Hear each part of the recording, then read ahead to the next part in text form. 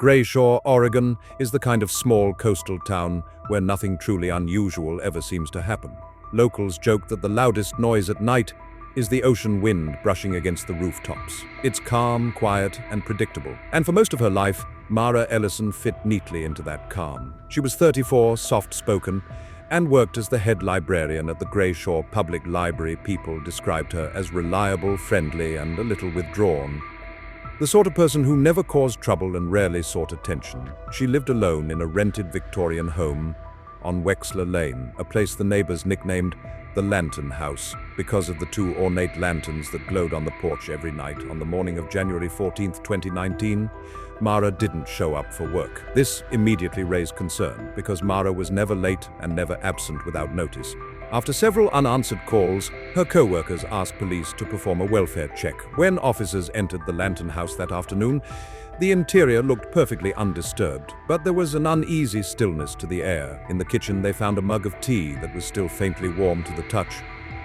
Next to it was Mara's phone lying on the counter with a half-typed text message on the screen. It read, "Can we talk? I think someone has been..." and stopped there, as if she had been interrupted mid-sentence. Upstairs, her bedroom was neat, with the bed made and clothes folded. The only strange detail was the window. It stood open, even though the temperature outside was freezing, and there was no reason for it to be unlatched. Other than that, nothing looked out of place, no signs of struggle, no indication of a planned departure, and no trace of Mara anywhere in the house. It was as if she had simply vanished between one moment and the next. A neighbor named Helen Rourke gave the first significant clue. She reported that around 2 in the morning, she had seen a figure walking through Mara's backyard carrying a flashlight. The figure moved with purpose, heading straight toward the woods behind the house. Helen assumed at first that it was Mara checking on something, but she later realized the figure didn't match Mara's height or build.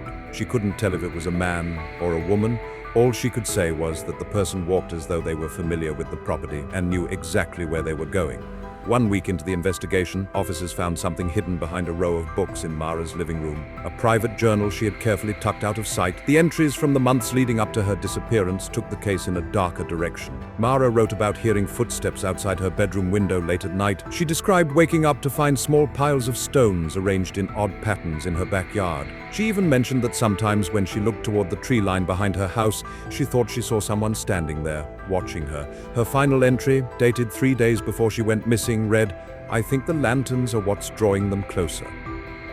Investigators were never able to determine what she meant by them. Police questioned a man named Evan Halbrook, a former volunteer at the library. Months earlier, he had argued with Mara after she reported him for harassing another staff member. Some speculated he might have held a grudge, but Evan denied having any contact with her since the incident. Phone records backed him up. He wasn't anywhere near her home the night she disappeared. Evan did mention something odd, though. He said Mara had been worried that someone was stealing books from the library's restricted archives. She couldn't explain how or why, only that the missing titles were all related to local history. Investigators never determined who had taken them. Search teams scoured the woods behind Mara's home for weeks.